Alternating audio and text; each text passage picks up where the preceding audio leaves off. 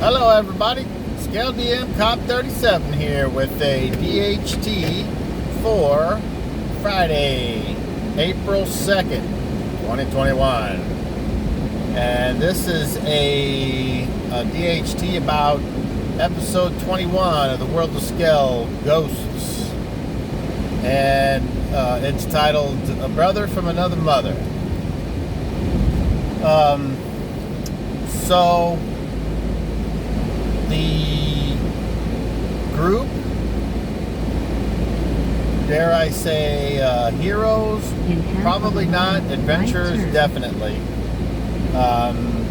returned successfully without incident to the monastery, Black Rock Abbey, deriving its name from the Black Rock upon which sits the abbey and the monastery, upon which it was built. Because reasons.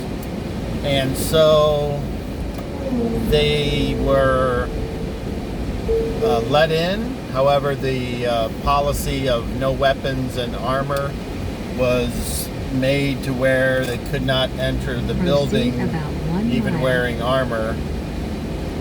And so they, all except Covidius, agreed to put their weapons of war into a cart that was provided, and then he watched that cart like a hawk while everyone else went inside, and a monk just unloaded the cart and put it into a root cellar located outside the eastern wall, and dug underneath, extending a little ways underneath the wall, which is probably a design flaw, but hey, they're monks. So anyway,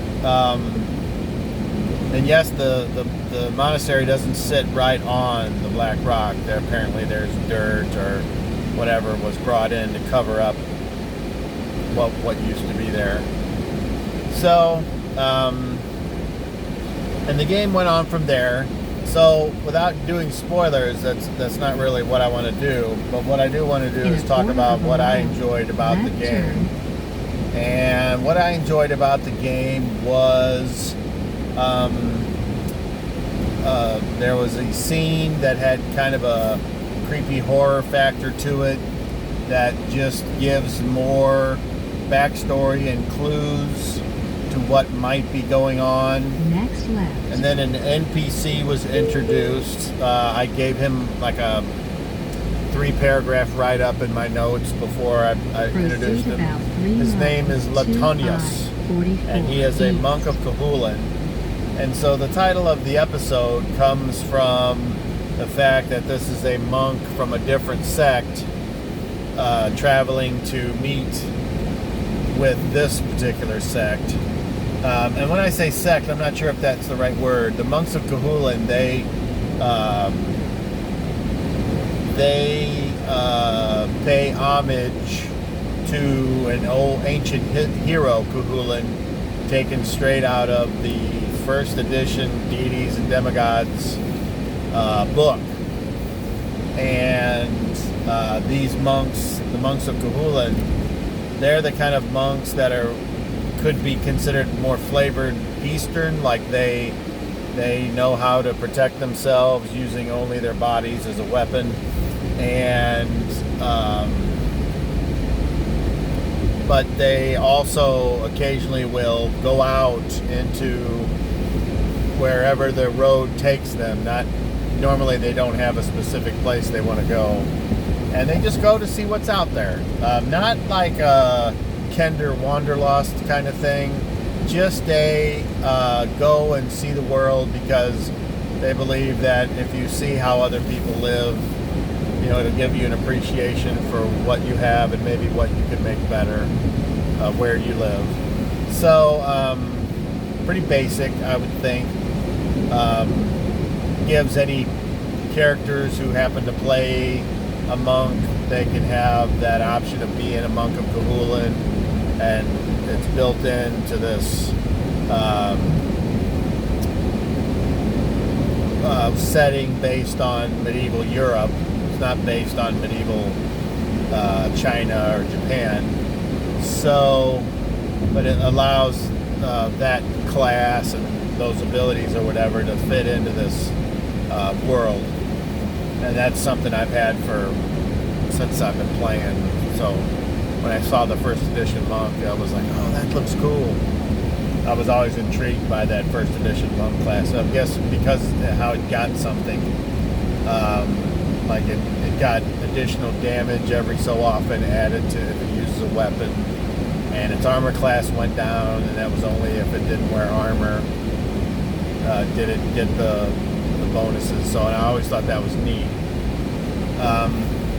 So anyway, and I think this in second edition they redid it in the Scarlet Brotherhood Forgotten Realms supplement, and it's pretty close to what it was in first edition. So and then second 2.5, the player's options, that's got a monk in it, and I think the complete priest handbook has a monk in it.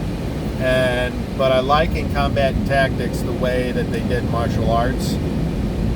So as far as that part of the character, I kind of use that book because to me it's what I like and what makes the most sense to me.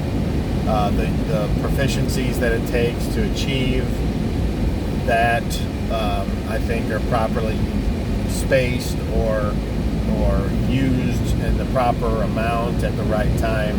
So, but anyway, so he came, and even though it didn't come out during the game, he came to see the abbot of the monastery. But when, as they got to talking about current events, the abbot explained what was going on and who these adventurers were that came back after supposedly destroying Xanagon. So the monk was immediately intrigued, and he went out to see the adventurers. He went to find them, and he found most of them out back near the grove, and that's how he was introduced. So I really enjoy bringing in NPCs that I think might be fun or important. It's yet to see what this particular NPC has to offer. Although he has given some information to the characters about Xanagon and Bazan and the region's history. He doesn't know, say, everything because he's not from here, but he knows some. He stated that he had been to this particular monastery in the past. So so that was fun. I like the player character interactions. I thought there was some good fun dialogue and drama, not like chaotic or aggressive or adversarial drama, but just drama as in trying to figure out what they wanted to do next and who had what ideas about it. So that was fun to watch as a dungeon master. So yeah, it was a good time.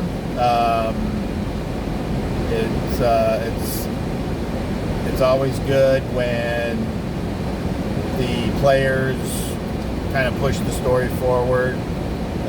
So I was definitely more of a viewer of the game, even though as Dungeon Master you can never just totally take your hands off the wheel and just let it go wherever. This was one of those games where I had less to do to get to the next bullet point or next point of the story to keep it moving.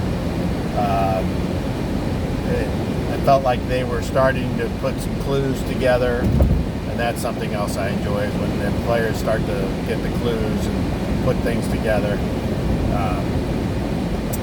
So anyway, other than that, everything's great. We're going to be playing again next week, and here we are. Things are turning green. Yay. All right. That's all I got. This is Skel the M Cop 37 saying, roll them 20.